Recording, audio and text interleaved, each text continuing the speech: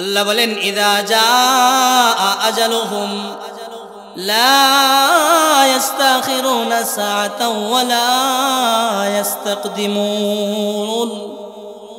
ও ঈমানদাররা শুনো, এমন একটা নির্ধারিত সময় তোমার আছে, আমার আছে, বলা যায় না। দুনিয়াতে কত রাজা বাচ্চা ছিল, কত ধনাঢ্য মানুষ ছিল, যাদের ভয়ে দুনিয়ার জমিন থরথর করে কাঁপত। এরকম অনেক রাজা বাচ্চা ছিল যারা আজকে দুনিয়া থেকে হই নাই।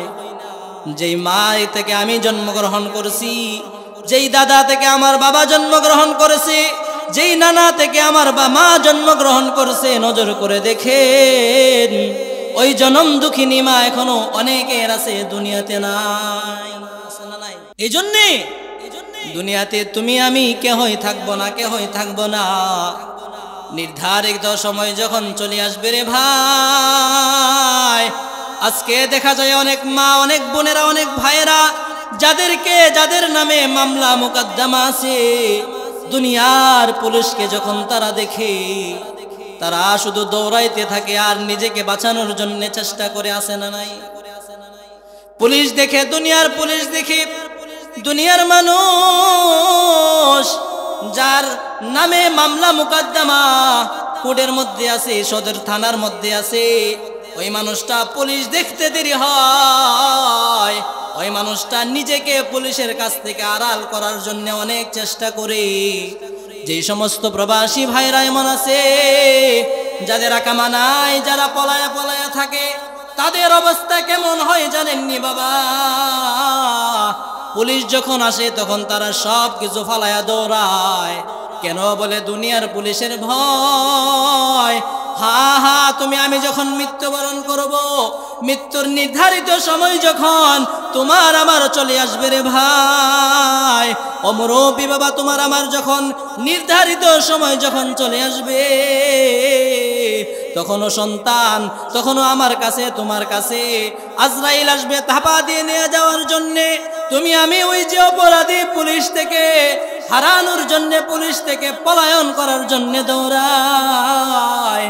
হাদিসের মধ্যে লেখা হয়, কোন গুনাহগার বান্দা যখন মৃত্যুবরণ করবে, আজরাইল যখন তার কাছে চলে আসে, ওই মানুষটাও আজরাইলের থাপা থেকে বাঁচার জন্য চতুর্দিকে শুধু দৌড়াদৌড়ি করবে।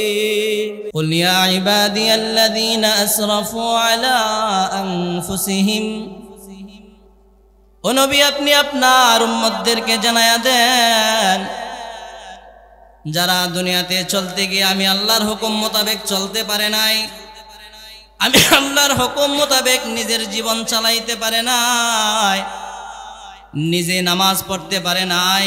এক কথায় যেই সমস্ত বান্দা বান্দি নিজের নফসের উপরে জুলুম করে চলছে, নবী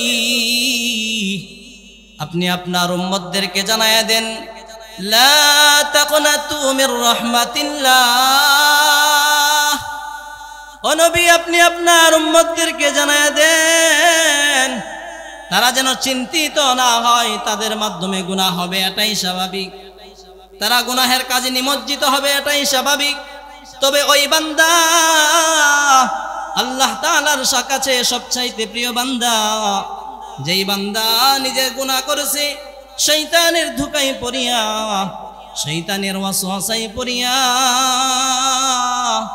যেই বান্দা, যেই বান্দি গুনাহের কাজে নিমজ্জিত হয়ে গেছে, গুনাহের কাজ সে করে ফেলছে, বুঝে নাই। গুনাহ করার কারণে ওই বান্দা যেন চিন্তিত না হয়, ওই বান্দা যেন এমনটা মনে না করে, হাইরে আমি আমার জীবনটাকে আল্লাহর হুকুম, নবীর তরিকা অনুযায়ী চালাইতে পারি নাই। দুনিয়াতে টাকা পয়সা জমাইতে গিয়ে আমি ব্যবসা বাণিজ্য করলাম, 2 নাম্বারি করলাম। দুনিয়াতে আমি চলতে গিয়ে হঠাৎ চাইলাম বড়লোক হওয়ার জন্য, 2 নাম্বারি ছাড়া বড়লোক হওয়া যায় না। দুনিয়াতে অল্প টাকায় দিয়ে বেশি টাকা হওয়ার জন্য আমি সুদ খাইলাম। আমি আল্লাহ তাআলার হুকুম না মেনে চললাম, আল্লাহর হুকুমকে আমি অতিক্রম করে চললাম। চলার কারণে এখন আমার বড় ভয় হয়, আল্লাহ তাআলা আমাকে মাফ করবে কি করবে না, এমনটা যেন কোনো বান্দা মনে না করে। যত গুনাহ বান্দা করুক না কেন, শত গুনাহ করার পরেও ওই বান্দাকে আমি আল্লাহ তাআলা নিজেই বানাইলাম। এই বান্দাকে আমি আল্লাহ তাআলা নিজ কুদরতি হাতে বানাইলাম জাহান্নামে দেওয়ার জন্য নয়। এই বান্দা যতই অপরাধ করুক না কেন, স্বাভাবিক ক্ষেত্রে আমরা দুনিয়াতে দেখি কোন মা বাবার কাছে যখন সন্তান যখন অপরাধ করে, দুনিয়াতে চলতে গিয়ে মা বাবার অনেক বড় অবদান সন্তানের পেছনে আছে।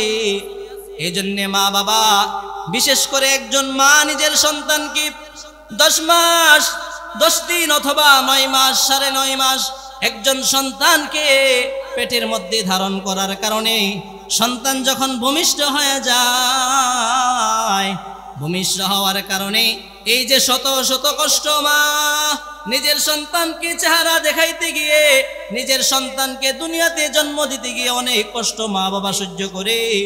বিশেষ করে একজন মা অনেক কষ্ট সহ্য করে। এই জন্যে মা যে কষ্ট সহ্য করেছে, সন্তানের মুখ যখন চেহারা যখন দেখে, প্রসব বেদনার মতো এত কষ্টের বেদনা পর্যন্ত মুহূর্তের ভিতরেই যেই মানুষটা ভুলে যেতে পারে, সে হলো তোমার আমার মা, ঠিক কিনা? একজন মা নিজের সন্তানকে জন্ম দিতে গিয়ে পৃথিবীতে অনেক কষ্ট সহ্য করে। যে কষ্টের কথা বললে অনেক সময় পার হয়ে যাবে, কিন্তু এই কষ্টের কথা শেষ হবে না। তো আল্লাহ তাআলা কেমন যেন বলে, যেই মা নিজের সন্তানকে 10 মাস 9 মাস পেটের মধ্যে ধারণ করার কারণে তার যদি এত মহাব্বত তার অন্তরে যদি হয়, তো এই মহাব্বত আমি যে আল্লাহ দিলাম, ওই আমি আল্লাহর কত দয়া কত মায়া আছে। এই মহাব্বতের মায়া মমতার 100 ভাগের 1 ভাগ শুধু সারা পৃথিবীর সমস্ত সৃষ্টিজীবের মধ্যে আল্লাহ তাআলা বন্টন করে দিয়েছে, আর বাকি 99টা এটা আল্লাহ তাআলা নিজের কাছে রেখে দিয়েছেন। তো এই 1 ভাগ পাইয়া একটা পশু তার বাচ্চার জন্যে, একটা গাভী তার বাচ্চার জন্যে, একটা কুকুর তার বাচ্চার জন্যে, একটা পাখি তার বাচ্চার জন্যে, একটা মোরগ তার বাচ্চার জন্যে কত জান প্রাণ দেয়া দেয়। মোরগের বাচ্চাকে ধরলে তো মোরগ এমনিতেই পারবে না, এরপর উড়াল দেয়, সে একটা ঠুকুর মারে, ঠিক না? এই মহাব্বত যিনি দিলেন আল্লাহ কেমন যেন বলে, এই 1 ভাগ পাইয়া এটা শুধু মানুষের মধ্যে নয়, এই 1 ভাগ গোটা পৃথিবীর মানুষ পশু পাখি যত কিছু আছে সব কিছুর মধ্যে আমি আল্লাহ তাআলা বন্টন করে দিছি, আর 99 ভাগ আমি আল্লাহ তাআলার কাছে রেখে দিছি। ইবনুল কাইয়ুম, হাফেজ ইবনুল কাইয়ুম আল জাওজিয়া রাহমাতুল্লাহ আলাইহি উনি লিখেন, আসলে একজন সন্তান নিজের মায়ের কাছে অপরাধ করার পরে মা এই কষ্ট মুহূর্তের ভেতরে যে ভুলে যাইতে পারে, এটা বোঝানোর জন্য উনি নিয়ে আসছেন যে, উনি বলেন আমি ঘর থেকে বের হইলাম, রাস্তা দিয়ে যাইতেছি, যাওয়ার পরে হঠাৎ আমি নজর করে দেখি 8-10 বছরের একটা সন্তানকে মা তার সন্তানকে আঘাত করতেছে। মা তার সন্তানকে আঘাত করতেছে আর বলতেছে, এই নাফরমান সন্তান, তুই আমার কোনো কথা শুনোস না। নিচে রাখেন, অন্য জায়গায় দেন, কয়েলটা আপাতত দূরে রাখেন ভাই। তো ইবনুল কাইয়িম আল জাওজিয়া আলাইহি রাহমা উনি বলেন, উনি লিখেন যে আমি আমার ঘর থেকে বের হইলাম, সকলে এদিকে একটু মনোযোগ দেন, আমি ঘর থেকে বের হইলাম, আমি নজর করে দেখি একজন 8 থেকে 10 বছরের একটা সন্তানকে মা তাকে আঘাত করতেছে। এই সন্তান, তুই আমার কোনো কথাই শুনোস না, তুই শুধু মহল্লার যত পোলাবান আছে তাদের কথা শুনোস, আমাদের কথা শুনোস না। এমন অনেক সন্তান আছে না যারা মা বাবার কথা শুনে না। মা বাবা ভাই, তোমাকে আমাকে দুনিয়ার চেহারা দেখাইতে গিয়ে, তোমাকে আমাকে জন্ম দিতে গিয়ে অনেক কষ্ট মা সহ্য করেছে। বিশেষ করে যে প্রসব ব্যথার সহ্য কষ্ট, এটা মুহূর্তের ভিতরে যায় না, মৃত্যুর কষ্ট মুহূর্তের ভিতরে চলে যায়। তো ইবনুল কাইয়িম ইবনুল কাইয়্যিম আল জাওজিয়া আলাইহির রহমাহ উনি লিখেন, আমি যখন আমার ঘর থেকে বের হইলাম আমি নজর করে দেখি একজন মা 8 থেকে 9 বছরের অথবা 10 বছর থেকে 12 বছরের একটা সন্তানকে উনি আঘাত করতেছে আর বলতেছে, রে নাফরমান, তুই আমার কোনো কথাই শুনস না, আমি তোকে যে কথা বলি সেই কথাটা তুই শুনস না, যা তুই আমার ঘর থেকে বের হয়ে যা। ইবনুল কাইয়্যিম বলেন, আমি নজর করে দেখি, আমিও দাঁড়ায় রইলাম, এখানে কি ঘটনা ঘটে সেটা আমি দেখার জন্যে আমি এখানে সারাদিন হলেও সারাদিন দাঁড়ায় থাকবো। সন্তানকে অদীর্ঘক্ষণ পর্যন্ত আঘাত করার পর সন্তান ভয়ে, এই মায়ের ভয়ে, আঘাতের ভয়ে, ধমকের ভয়ে সন্তান নিজের ঘর থেকে রাগ হয়ে বের হয়ে গেছে। ঘর থেকে বের হইয়া কিছু দূর গেছে, রাস্তা দিয়ে হাইটা হাইটা এক রাস্তার 4 মোড়ের এক রাস্তার মধ্যে গিয়ে দাঁড়ায়া কি যেন কিছুক্ষণ পর্যন্ত চিন্তা করলেন, আবার সন্তান ঘরের ভিতর ফিরে আসতেছে। সন্তান ঘরের কাছে আইসা দেখে মা নিজের দরজা বন্ধ করে দিয়েছে। সন্তান নিরুপায় হয়ে মনে মনে ভাবতেছে, এখন যদি আমি আবার ডাক দিই মা তো আর দরজা খুলবে না। ক্লান্ত শরীর নিয়ে মায়ের কাছে সন্তান দরজার সামনে আইসা চৌকাঠের সামনে শুয়ে পড়ছে। ক্লান্ত শরীর হওয়ার কারণে মুহূর্তের ভেতরেই তার চোখের মধ্যে ঘুম চলে আসছে। সন্তান চৌকাঠের উপরে ঘুমায় আছে। কিছুক্ষণ পর এই মা আবার দরওয়াজা খুলছে কোনো কাজে। মা যখন দরওয়াজা খুলছে তাকায়া দেখে ওই যে নিজের নাফরমান সন্তানকে ঘন পিটুনি দিয়ে নিজের ঘর থেকে বের করে দিয়েছিল সন্তানকে, ওই সন্তান আবার দরওয়াজার সামনে আইসা শুয়ে রইছে। শুয়ে থাকার কারণে মা যখন আবার দরওয়াজা খুলে দেখছে, দেখার পরে আবার বলতেছে, এই নাফরমান সন্তান, তুই আমার কোনো কথা শুনস না, আমার ঘর থেকে, আমার চোখের সামনে থেকে তুই বের হয়ে যা। আবার পিটতে আরম্ভ করছে, গণ পিটুনি দিতেছে, পিটতেছে আর বলতেছে, তুই নাফরমান হয়ে গেছস, আমার দরওয়াজা থেকে তুই চলিয়া যা। সন্তান এবার বলতেছে, ওগো আম্মা জান, আমি আপনার আঘাতকে প্রথমেই আমি ঘর থেকে বের হয়ে গিয়েছিলাম। আমি রাস্তার মোড়ে গিয়ে আমি দাঁড়ায়া একটা চিন্তা করেছিলাম। বলে কি চিন্তা? বলে মা শোনো, আমি ওইখানে গিয়ে দাঁড়ায়া আমি একটা জিনিসই ভাবছিলাম, আজকে যদি আমি আমার মায়ের ঘর থেকে চলিয়া যাই, আমার মা এখন জীবিত আছে, আমি যদি, ওগো আম্মা জান, আমি যদি কোনো হোটেলের মধ্যে গিয়ে কাজ করি তাহলে আমার খাবারের ব্যবস্থা হয়ে যাবে। আমি যদি কাহারো ঘরের ভেতরে গিয়ে কোনো কাজ করি তাহলে আমার থাকার ব্যবস্থা হয়ে যাবে। আমি যদি কাহারো জুতা সেলাই করি তাহলেও আমার খাবার দাবার থাকা সব কিছুর ব্যবস্থা হয়ে যাবে গো আম্মা জান।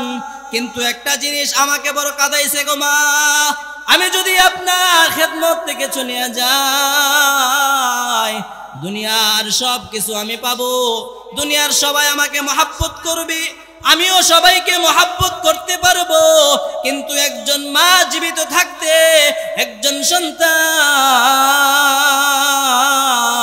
মাকে রেখে অন্য কোথাও চলে যাবে, এটা কখনো হয় না গো মা। আমি এই চিন্তা করছি, আমি আবার নিয়ত করছি,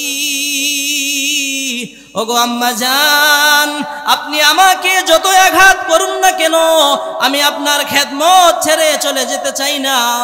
আমি যতদিন পর্যন্ত জীবিত আছি, ওগো আম্মা জান, আমি আপনার খেদমত থেকে যাব না, আমি আপনার খেদমত ছেড়ে কোথাও যাব না। আপনি যদি আমাকে আঘাত করতে করতে দুনিয়া থেকেও যদি আপনি আমাকে বিদায় করে দেন, তারপরেও আমি আপনার এই মায়া মমতার আদর ছেড়ে আমি কখনো আপনার খেদমত থেকে চলে যাব না। ও আমার প্রাণের মা, মা গো মা, ও কোথায় গেলে মোরে ছাড়িয়া জনম দুঃখী এতিম আমি চাই না কেহ ফিরিয়া আমি যখন ছিলাম আমার মায়েরি উদরে চলাফেরা করতেন যে মায় কত কষ্ট করে আমি যখন ছিলাম আমার মায়েরি উদরে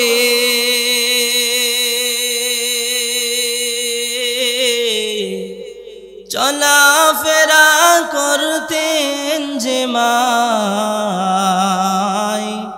কত কষ্ট করে আমার সুন্দর মুখ দেখে মায়ের ব্যথা যায় যে হাসায়া ও আমার প্রাণের মা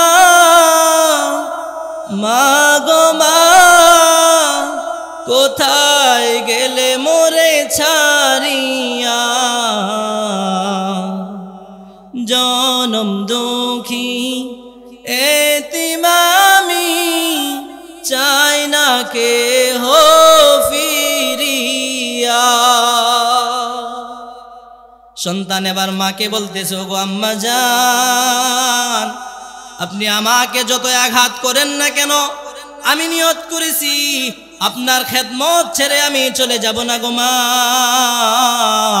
আমি আপনার খেদমতে থেকে যাব আপনি যত আঘাত করেন আমি আপনার খেদমত ছেড়ে যাব না আপনি আমার একজন মা জনম দুঃখিনী মা আমি দুনিয়ার সবার মহব্বত পাইলেও ওগো আম্মা জান আমি তোমার আদর ছেড়ে আমি তোমার কাছ থেকে যেতে চাই না সন্তান যখন নিজের মায়ের কাছে এরকম ভাবে মায়ের প্রশংসা করে মায়ের কাছে ক্ষমা চাইছে মা শত আঘাত করছে যে সন্তানটাকে যে অভিমানের কারণে যে অবাধ্য হওয়ার কারণে সন্তানকে এত আঘাত করছে আঘাত করার কারণে সন্তানকে নিজের ঘর থেকে বের করে দিয়েছিল শেষ মুহূর্ত মা আবার বলতেছে আরে আমার কলেজার টুকরা সন্তান আই রে বাবা তুই আমার বুকে আয় তুই যে আমাকে এত মহব্বত করস এটা আমি মা বুঝতে পারি না ওরে সন্তান আজকে থেকে আমি তোকে বললাম তোকে আমার কাছ থেকে আমি মায়ের কাছ থেকে তোকে কেউ ফিরাইতে পারবে না রে সন্তান আজকে থেকে তুই আমার বুকে আয় ইবনুল কাইয়্যিম আল জাওজিয়া বলেন এই যে মায়ের ছেলের সন্তানের এই ঘটনা এটা আমি নিজেই লিখে গেলাম ও পৃথিবীর মানুষ শোনো মাত্র এক ভাগ মহব্বত পাইয়া এক ভাগ মহব্বত ছাড়া পৃথিবীর সব কিছু প্রাণীর মধ্যে আল্লাহ তাআলা বন্টন করে দিছে আর এই অল্প একটু পাইয়া মা নিজের সন্তানের শত ভুল ভ্রান্তি মুহূর্তের ভিতরে ভুলে যাইতেছে ও পৃথিবীর মানুষ শোনো তাহলে যে রব্বুল আলামিন যে আহকামুল হাকিমিন তোমাকে আমাকে এত আদর করে দুনিয়াতে বানাইছেন ওই আল্লাহ তাআলা তোমাকে আমাকে বলে ইয়া ইবাদিয়াল্লাযীনা আসরাফু على أنفسهم لا تقنطوا من رحمة الله إن الله يغفر الذنوب جميعا ও পৃথিবীর মানুষ শোনো ও আমার জামালপুরের মানুষ শোনো আল্লাহ তাআলা 99 ভাগ মায়া মমতা যার কাছে রেখে দিছে ওই রব্বুল আলামিন তোমাকে আমাকে ডেকে বলতেছেন উদউনি ও আমার বান্দারা তুমি আল্লাহ তাআলার কাছে আমি আল্লাহর কাছে দোয়া করো ও জামালপুরের মানুষ, তুমি আমি আল্লাহ তাআলার কাছে প্রার্থনা করো, আস্তাজিব লাকুম। তুমি যদি আমি আল্লাহ তাআলার কাছে তওবা ইস্তিগফার করো, দোয়া করে রে বান্দা, তবে শুনো, তুমি যদি তওবা করার নিয়ত করো, মসজিদের মধ্যেও আসা লাগবে না, বাইতুল মুকাররমেও যাওয়া লাগবে না। কোনো বান্দা যদি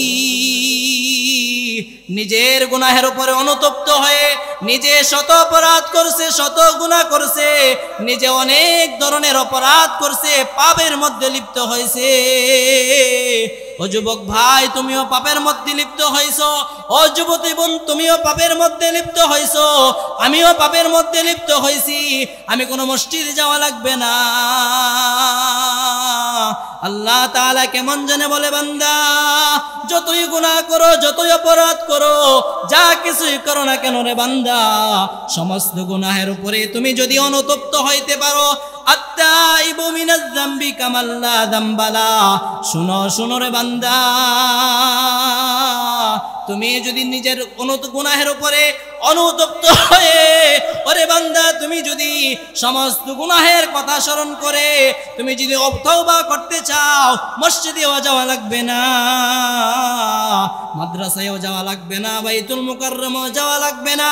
তুমি যদি রাত্রের 3টার সময় ঘুম থেকে উঠিয়া নিজে উজু বানায়া আল্লাহ তাআলার কাছে 2 রাকাত অথবা 4 রাকাত তাহাজ্জুদের নামাজ পড়ে, তুমি আমি যদি আল্লাহ তাআলার কাছে রাত্রের 3টার সময় নিজের ঘরের মধ্যে, নিজের ফ্লোরের মধ্যে 2 রাকাত 4 রাকাত নামাজ আদায় করিয়া তুমি আমি যদি তওবা ইস্তিগফার করতে পারি, আল্লাহ তাআলা কেমন যেন, নবীজি কেমন যেন আমাদেরকে শুনাইয়া দিতেছে, ও গো বান্দা, ও আমার উম্মতেরা শুনো,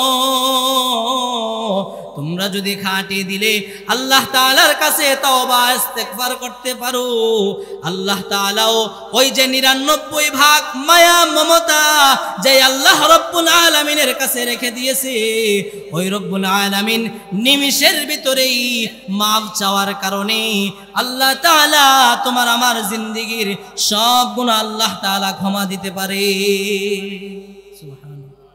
তওবা করে আবার তওবা ভাঙ্গিলাম,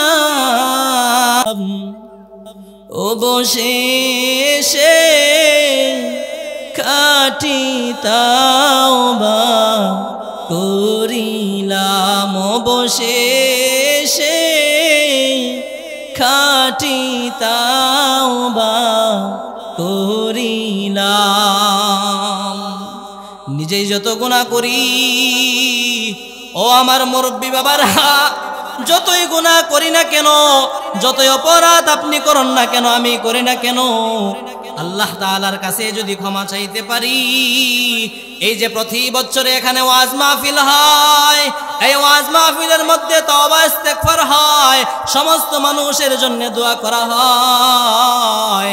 হাদিসের মধ্যে আসছে, কোন মানুষ যদি একত্রিত হয়ে যদি একসাথে বসে যদি আল্লাহ তাআলার কাছে রুনাজারি করে, কান্নাকাটি করে, সমস্ত মানুষের দোয়া যদিও কবুল না হয়, সমস্ত মানুষের ডাক যদি আল্লাহ তাআলা যদি কবুল না করে, যদি কোনো এক আল্লাহর বান্দার দোয়া যদি কোনো আল্লাহ তাআলা যদি কবুল করে, হাদিসের মধ্যে লেখা হয় এই একজন বান্দার ওসিলায় আল্লাহ তাআলা পুরা মজলিসের সব ইমানদারদেরকে আল্লাহ তাআলা এই এক ওলির ওসিলায় আল্লাহ তাআলা সকলের গুনাহ মাফ করিয়া দিবেন। এজন্য এই যে ওয়াজ মাহফিল, এখানে তওবা ইস্তিগফার নিয়তে যদি আমি আসি, আর যদি আল্লাহ তাআলা কোন এক বান্দার মাধ্যমে, দেখেন না লাঠি দিয়ে শরীরে আঘাত করলে চোখ দিয়ে পানি আসে না, কিন্তু এমন অবস্থা হয় জাহান্নামের ভয়ে। হাদিসের মধ্যেও আছে, হুররিমাতিন নার আলা মান বাকাত মিন খাশিয়াতিল্লাহ। আল্লাহর নবী জানায় দেন, আমার উম্মত শুনো শুনো, হুররিমাতিন নার, জাহান্নামের ভয়ে, জাহান্নামের আগুনের ভয়ে যেই সমস্ত বান্দা রুনা জারি করবে, কান্নাকাটি করবে, সমস্ত সাহাবায়ে কেরাম যারা দুনিয়াতে জান্নাতের সার্টিফিকেট পেয়েছিল তারাও পর্যন্ত জাহান্নামের ভয় অন্তরে লালন করে। হযরতে ওমর জাহান্নামের ভয়ে কাঁদে, হযরতে আবু বকর জাহান্নামের ভয়ে কাঁদে, আম্মা জান আয়েশা সিদ্দিকা রাদিয়াল্লাহু আনহা ঘরের ভিতরে একদিন বসে বসে অজুরে কান্নাকাটি করতে আরম্ভ করছে। নবীজি সফর থেকে আয়েশা দেখে আম্মা জান কান্নাকাটি করে, আরে আয়েশা তুমি কেন কান্নাকাটি করো? কিসের জন্য? খাবারের জন্য, অন্য কিছুর জন্য? বলে না গো নবী, জাহান্নামের ভয়ে কাঁদি। কে সে? আম্মা জান আয়েশা, যে আয়েশার পবিত্রতার সাক্ষ্য রব্বুল আলামিন কোরআনের আয়াতের নাজিলের মাধ্যমে আল্লাহ তাআলা দিয়েছে। আম্মা জান আয়েশা রাদিয়াল্লাহু আনহার উপরে অনেক লম্বা ঘটনা, একটা অপবাদ, মিথ্যা অপবাদ ছড়িয়ে দিয়েছিল। সেটা থেকে আল্লাহ তাআলা আম্মা জান আয়েশাকে এমন ভাবে কবুল করছে যে আল্লাহ তাআলা নিজেই আসমান থেকে জিবরাইলের মাধ্যমে আয়াত নাজিল করে নবীজিকে জানায় দিয়েছে, ওগো নবী আপনার আয়েশা একেবারেই নির্দোষ, একেবারেই কোনো দোষ নাই, তিনি কোনো গুনাহ করে নাই। এই আম্মা জান আয়েশা ঘরের মধ্যে দরওয়াজা লাগায়া কাঁদে। বলে তাহলে কিসের জন্য কাঁদেন? কোনো খাবারের জন্য? বলে না। দুনিয়ার কোনো কিছু ধন সম্পদের জন্য? বলে না। কোনো কিছুর জন্য কাঁদি না গো নবী। তাহলে কিসের জন্য কাঁদেন আয়েশা? বলে আমি একটা জিনিসের জন্য কাঁদি, জাহান্নামের ভয়, জাহান্নামের ভয় আমাকে কাঁদাইতেছে গো নবী। নবীজি সান্ত্বনার বাণী শুনায়া সমস্ত সাহাবায়ে কেরাম, এমনকি আমাদেরকেও, সমস্ত সাহাবায়ে কেরাম এবং আমাদেরকেও সান্ত্বনার বাণী শুনাইয়া নবীজি বলতেছে, ও জামালপুরের মানুষ শুনো, আল্লাহ তাআলার ভয়ে, জাহান্নামের ভয়ে কোনো বান্দা যদি, কোনো বান্দি যদি আল্লাহ তাআলার কাছে রুনা জারি করে কান্নাকাটি করতে পারে,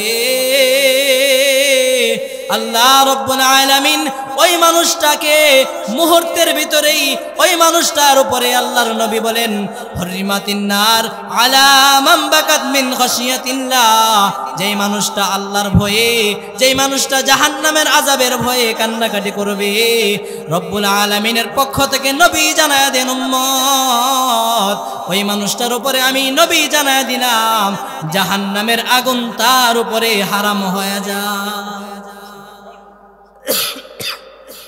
যেই মানুষটা জাহান্নামের ভয়ে কান্নাকাটি করবে, ওই মানুষটার উপরে জাহান্নামের আগুন আল্লাহর নবী বলেন তার উপরে হারাম হয়ে যা। এখন যেই মানুষটার উপরে জাহান্নাম হারাম, ওই মানুষটার জন্য কি জান্নাত? বুঝেন নাই মনে হয়? যেই মানুষটার উপরে আল্লাহ জাহান্নাম হারাম করে দিয়েছে, মানুষটাকে আল্লাহ তাআলা আগুনে জ্বালাইবে না, ওই মানুষটাকে কোথায় দিবে? নিয়ামতের জায়গা জান্নাতে আল্লাহ তাআলা দান করবে। এই জন্য চোখের পানি আল্লাহ তাআলার কাছে অনেক দাম। দেখেন না সারা পৃথিবীটা বেশিরভাগ শুধু পানি আর পানি, সবটুকু শুধু সাগর আর সাগর, শুধু পানি আর পানি। এই পানি আল্লাহ তাআলার কাছে প্রিয় না। আবে হায়াতের পানি আল্লাহ তাআলার কাছে এত প্রিয় না। জমজমের পানি আল্লাহ তাআলার কাছে এত প্রিয় না। হাউজে কাউসারের পানি আল্লাহ তাআলার কাছে এত প্রিয় না, এত প্রিয় না। একজন ইমানদার গুনাহগারের চোখের পানি আল্লাহ তাআলার কাছে যত দাম, সব কিছুর চাইতে আল্লাহ তাআলার কাছে এই এক ফোঁটা চোখের পানি আল্লাহ তাআলার কাছে প্রিয়। এই জন্য যে কথা বলতেছিলাম, মানুষকে আঘাত করলে, লাঠি দিয়ে আঘাত করলেও কান্নাকাটি করে না, কিন্তু অনেক সময় দেখা যায় ওয়াজ মাহফিলে আয়েশা যুবক মুরব্বী বাবা এত অজুরে কান্নাকাটি করতেছে, চোখের পানি বৃষ্টির মতো প্রবাহিত হইতেছে। এমন নাই? অভাব নাই? ও ভাই, ও আমার বোনেরা শুনেন, এই জিন্দেগি চিরস্থায়ী নয়, একদিন তুমি আমি এই দুনিয়ার মায়া ছেড়ে দুনিয়া থেকে বিদায় হয়ে যাব। আল্লাহ বলেন ইযা জাআ আজালুহুম লা ইস্তাখিরুনা সাআতাও ওয়া লা ইস্তাকদিমুন। ও ঈমানদাররা শুনো, এমন একটা নির্ধারিত সময় তোমার আছে, আমার আছে, বলা যায় না। দুনিয়াতে কত রাজা বাচ্চা ছিল, কত ধনাঢ্য মানুষ ছিল, যাদের ভয়ে দুনিয়ার জমিন থরথর করে কাঁপতো। এরকম অনেক রাজা বাচ্চা ছিল যারা আজকে দুনিয়া থেকে হই নাই। যেই মা থেকে আমি জন্মগ্রহণ করেছি, যেই দাদা থেকে আমার বাবা জন্মগ্রহণ করেছে, যেই নানা থেকে আমার মা জন্মগ্রহণ করেছে, নজর করে দেখেন ওই জনম দুঃখিনী মা এখনো অনেকের আছে, দুনিয়াতে নাই। এই জন্যে দুনিয়াতে তুমি আমি কেহই থাকবো না, কেহই থাকবো না। নির্ধারিত সময় যখন চলে আসবে রে ভাই, আজকে দেখা যায় অনেক মা, অনেক বোনেরা, অনেক ভাইয়েরা যাদের নামে মামলা মোকদ্দমা আছে, দুনিয়ার পুলিশকে যখন তারা দেখে, তারা শুধু দৌড়াইতে থাকে আর নিজেকে বাঁচানোর জন্য চেষ্টা করে, আসে না নাই?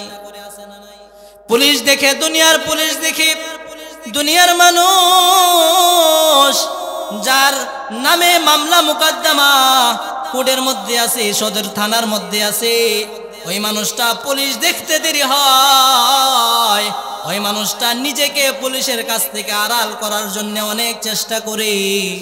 যেই সমস্ত প্রবাসী ভাইরা এমন আছে যাদের আকামা নাই, যারা পলায়া পলায়া থাকে, তাদের অবস্থা কেমন হয় জানেননি বাবা? পুলিশ যখন আসে তখন তারা সব কিছু ফালায়া দৌড়ায়। কেন? বলে দুনিয়ার পুলিশের ভয়। হা হা, তুমি আমি যখন মৃত্যুবরণ করব, মৃত্যুর নির্ধারিত সময় যখন তোমার আমার চলে আসবে রে ভাই, ও মুরব্বি বাবা, তোমার আমার যখন নির্ধারিত সময় যখন চলে আসবে, তখনও সন্তান, তখনও আমার কাছে, তোমার কাছে আজরাইল আসবে থাপা দিয়ে নিয়ে যাওয়ার জন্যে। তুমি আমি ওই যে অপরাধী, পুলিশ থেকে হারানোর জন্য, পুলিশ থেকে পলায়ন করার জন্য দৌড়ায়। হাদিসের মধ্যে লেখা হয়, কোন গুনাহগার বান্দা যখন মৃত্যুবরণ করবে, আজরাইল যখন তার কাছে চলে আসে, ওই মানুষটাও আজরাইলের থাপা থেকে বাঁচার জন্য চতুর্দিকে শুধু দৌড়াদৌড়ি করবে। ওই মানুষটাও আজরাইলের হাত থেকে বাঁচার জন্য দৌড়ায়। এই জন্য কবি বলেন, মরণ থেকে যতই পালাও, মরণ তোমায় নেবে ঘিরি। যদিও সুদূর আকাশ পানে, লুকাও সেথায় লাগিয়ে সিঁড়ি। ও ভাই, ও আমার মুরব্বী বাবা, ও পর্দার অন্তরালের মা, ও আম্মা জান, দিলের কানটা লাগায়া শুনেন, আসমান জমিন থেকে আসমানে সিঁড়ি লাগানো কখনো সম্ভব হবে না। তার মানে মৃত্যু থেকে তুমি আমি, যুবক যুবতী, পুরুষ মহিলা, এক কথায় যত সৃষ্টিজীব দুনিয়াতে আছে, কেহই মৃত্যু থেকে রেহাই পাবে না। তবে আমার তোমার চিন্তার বিষয় হলো, আমি যে দুনিয়াতে থাকলাম, আমার তো একদিন আল্লাহ তাআলার সামনে দাঁড়ায়া আমি হিসাব দিতে হবে। আল্লাহ তাআলার কাঠ গড়ায় আমাকে দাঁড়াতে হবে গো আব্বাজান। একজন মামলার আসামি কোর্টের মধ্যে যেরকম দাঁড়াইতে হয়, দাঁড়ায়া দাঁড়ায়া তার সব কিছু ডিটেলস দেওয়া লাগে, ঠিক তদ্রুপ ভাবে আল্লাহ তাআলার কাছে আরশে আজিমে আল্লাহ তাআলার সামনে দাঁড়ায়া তোমাকে আমাকে হিসাব দিতে হবে। আল্লাহ বলেন, ও আম্মা মান খাফা মাকামা রাব্বিহি ওয়া নাহান নাফসা আনিল হাওয়া ও জামালপুরের মানুষ কান্ডা লাগাইয়া শুনেন, আল্লাহ তাআলা সূরা নাবার মধ্যে বলেন, ওয়া আম্মা মান খাফা মাকামা রাব্বি ওয়া নাহান নাফসা আনিল হাওয়া। যে মানুষটা হাসরের ময়দানে আল্লাহ তাআলার সামনে দাঁড়াইতে হবে, আল্লাহ তাআলার কাঠগড়ার সামনে দাঁড়ায়া আমাকে আপনাকে হিসাব দিতে হবে। এই দাঁড়ানোর হিসাবটাকে দাঁড়ানোটাকে যেই সমস্ত মুমিন বান্দা ভয় করে, যেই বান্দি ভয় করে গুনাহের কাজ ছেড়ে দেয়, কারণ নিজেকে মনে করে আমি তো একদিন না একদিন আল্লাহ তাআলার সামনে দাঁড়ায় আমাকে হিসাব দিতে হবে। আমি যে দুনিয়াতে ঘুষ খাইলাম, আমি যে দুনিয়াতে সুদ খাইলাম, ঘুষ খাইলাম, আমি যে ব্যবসার মধ্যে 2 নাম্বারি করলাম, আমি যে নামাজ পড়লাম না, আমি যে সন্তান পাইয়া দুনিয়ার ধন সম্পদ পাইয়া, জায়গা জমি পাইয়া, অর্থ সম্পদ পাইয়া আমি যে দুনিয়াকে বিমুখ হয়ে গেলাম, দুনিয়া থেকে যে আমি দুনিয়ার জন্য আমি সব কিছু পরে করে আমি আখিরাতকে যে ভুলে গেলাম। আল্লাহ তাআলা কেমন যেন বলে, যেই মানুষটা সব কিছু ছেড়ে দিবে আল্লাহ তাআলার ভয়ে, আল্লাহ তাআলার কাঠগড়ায় দাঁড়ায়া বান্দাকে হিসাব দিতে হবে, এই ভয়ে যেই মানুষটা গুনাহের কাজ ছেড়ে দিবে, নামাজ ছাড়বে না, শুধু নামাজ পড়বে, হজ ফরজ হইলে হজ করবে, যাকাত ফরজ হইলে যাকাত দিবে, সামনে রমজান মাস আসতেছে, রমজানের রোজা সঠিকভাবে রাখবে, আল্লাহর হুকুম সঠিকভাবে আদায় করবে। আল্লাহ রাব্বুল আলামিন বলেন, আমি আল্লাহর ভয়ে, জাহান্নামের ভয়ে আমি আল্লাহ তাআলার সামনে হাসরের ময়দানে দাঁড়াইতে হবে। এই ভয়ে যেই সমস্ত বান্দা গুনাহের কাজ থেকে নিজেকে ফিরিয়ে আনবে, আম্মা মান খাফা মাকামা রাব্বিহি ওয়া নাহান নাফসা আনিল হাওয়া فإن الجنة هي المأوى। আল্লাহ রাব্বুল আলামিন বলেন, ওই মানুষটার জন্য আমি আল্লাহ তাআলা জান্নাতুল ফেরদাউস, জান্নাতুল মাওয়া তার জন্য নির্ধারিত করে রাখলাম। আল্লাহ তাআলার সামনে দাঁড়াইতে হবে, এটা আমাকে আপনাকে, মুরব্বী, চাচা, বুড়া, বৃদ্ধ, বৃদ্ধা, যুবক, যুবতী সকলকে আল্লাহ তাআলার সামনে দাঁড়াইতে হবে। এই দাঁড়ায়া হিসাব নিকাশ যে দিতে হবে, এই দেওয়ার ভয়ে যেই মানুষ নিজের নফসকে গুনাহের কাছ থেকে বিরত রাখে, আল্লাহ বলেন ওই মানুষটা মৃত্যুবরণ করতে দেরি হবে, আমি আল্লাহ তাআলা তার কবরে জান্নাতের নাজ নেয়ামত পাঠাইতে আমি আল্লাহ সেকেন্ড দেরি করব। এখন গুনাহের কাজ তো আমার দ্বারা হবেই, তো গুনাহের কাজ হলে আমার জন্য করণীয় কি? মন বেজার না করা, না আমি আস্তাগফিরুল্লাহর আমল করি, তুবু ইলাল্লাহ, আমি আল্লাহ তাআলার কাছে তওবা করি, ইস্তিগফার করি, এটাই আল্লাহ তাআলা আমার তেলাওয়াতকৃত আয়াতেও বলতেছেন, ওগো নবী আপনি আপনার উম্মতদেরকে জানায়া দেন, যারা নিজের নফসের উপরে জুলুম করেছে, গুনাহ করছে, অন্যায় করছে, নামাজ পড়ে নাই, রোজা রাখতে পারে নাই, নেক আমল করতে পারে নাই, তারা যেন বিমুখ যেন না হয়ে যায়।